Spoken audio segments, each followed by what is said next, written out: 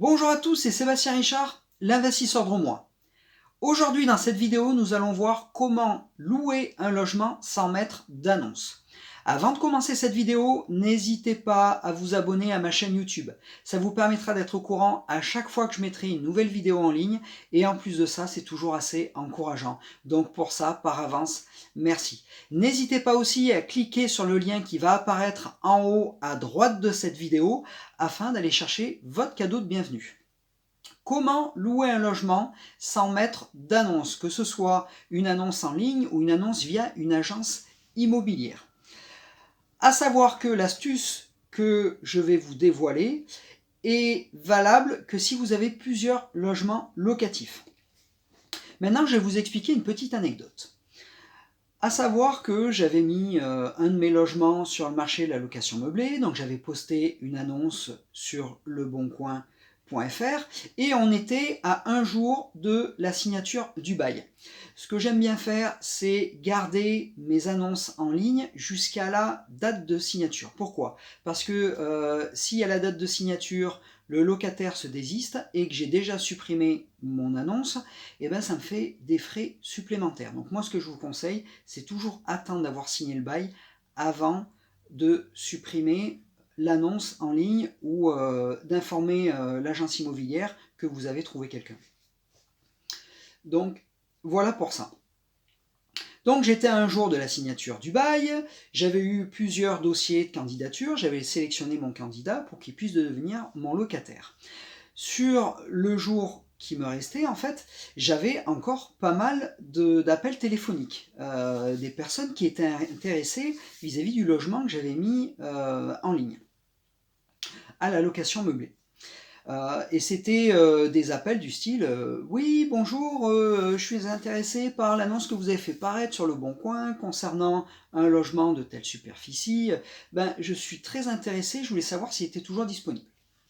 Et ma réponse était non, je suis désolé, ce logement n'est plus disponible, je vais signer avec mon futur locataire demain. Par contre, en revanche, ce que je peux faire, je viens de finir un logement, je viens de finir des travaux dans ce logement, je suis en train de fignoler tout l'aspect déco, il n'est pas encore en ligne, je vais le mettre dans à peu près une semaine, donc à savoir ce que je peux faire. Si vous êtes intéressé, vous m'envoyez un SMS avec votre adresse email et moi je vous envoie toutes les photos. Là je vais faire plusieurs prises de vue au niveau de ces photos et comme ça j'en sélectionne plusieurs et je vous les envoie. Voilà. À savoir que c'est un logement du même style de décoration que celui que j'ai mis en place. On est sur un T2 de telle superficie. Ce logement est accessible à partir de la rue tant de Montélimar. On est dans un immeuble de tant de logements à tel niveau. Donc voilà, après je vous dis pas tous les détails, mais c'est pour être le plus précis possible.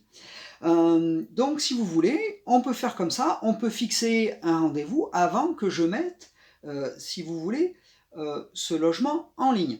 Donc avant ça, je m'étais quand même renseigné, j'avais quand même filtré en fonction des conditions à chaque fois que je mets sur mes annonces, à chaque fois à savoir le garant par rapport aux dépôts de garantie et puis pas mal de choses. Donc voilà. Qu'est-ce que je viens de faire là concrètement ?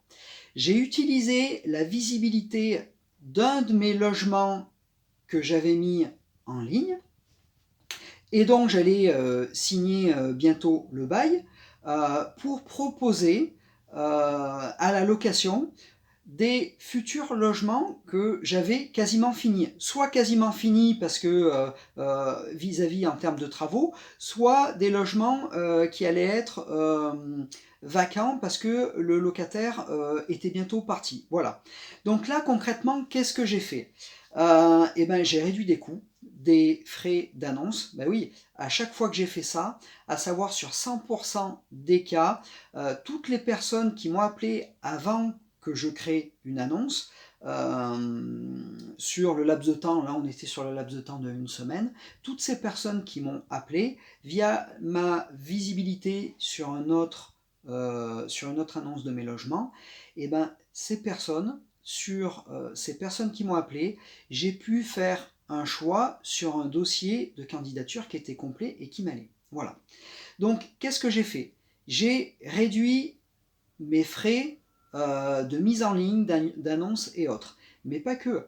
J'ai réduit ma vacance locative. Qu'est-ce qu'une vacance locative? C'est une période dans laquelle vous ne touchez pas de loyer. Ça peut être une transition entre un locataire qui part et un locataire qui rentre, ou une transition tout simplement avec un logement que vous venez juste de finir et que vous allez mettre à la location. Généralement, ma vacance locative en transition, c'est toujours à peu près de l'ordre de 2 semaines. Voilà, quand je n'utilise pas cette astuce, quand je ne peux pas utiliser cette astuce.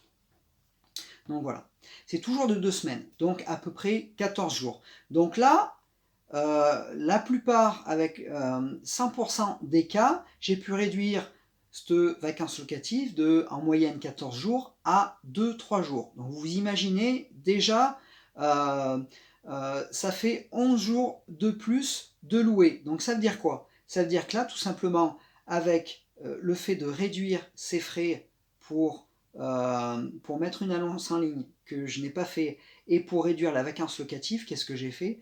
Et ben concrètement, j'ai augmenté mon cash flow. Tout simplement. Ben oui, je n'ai pas utilisé de frais. Donc forcément, l'argent que je n'ai pas utilisé pour ces frais ou dû à la vacance locative, je la mets dans la tirelire.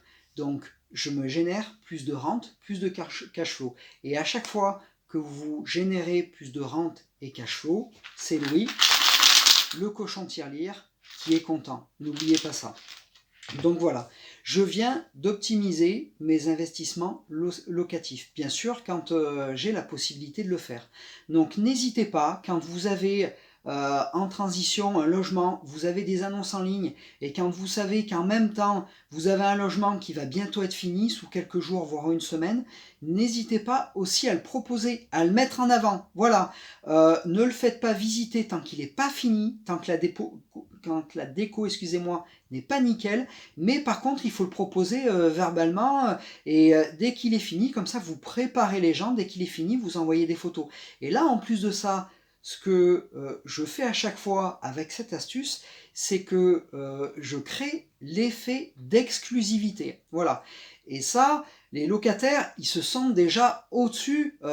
Vous leur proposez un logement qui n'est pas encore sur le marché de la location. Donc, ils voient réellement qu'il y a l'exclusivité. Donc déjà, en plus de ça, ça permet de créer le coup de cœur une fois après, quand ils visitent. C'est un tout, le coup de cœur. Voilà. Et ça commence par là. Voilà. La personne a l'impression qu'elle est, qu'elle est importante, qu'elle est beaucoup plus mise en avant parce qu'on lui a proposé une exclusivité. Voilà. Donc ça, c'est intéressant. C'est intéressant d'utiliser cette astuce. Donc que ce soit aussi pour les locataires, ils sont contents, mais que ce soit aussi pour vous et pour Louis, le cochon tirelire. Voilà. C'est la fin de cette vidéo. Moi, je vous dis à très bientôt pour une prochaine vidéo, et surtout, croyez en vous. Bye bye.